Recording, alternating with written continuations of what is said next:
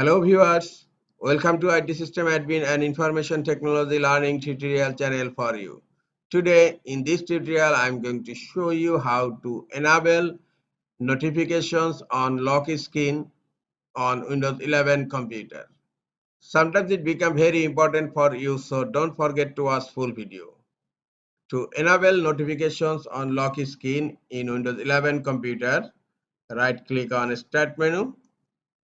Now click on Settings. In left pane, click on System and click on Notifications. Keep the notifications turned on and click a drop down menu here. Here you will find Show Notifications on the lock screen. Now it's disabled. Click here to turn it on. Now notifications on the lock screen is enabled on my Windows 11 computer.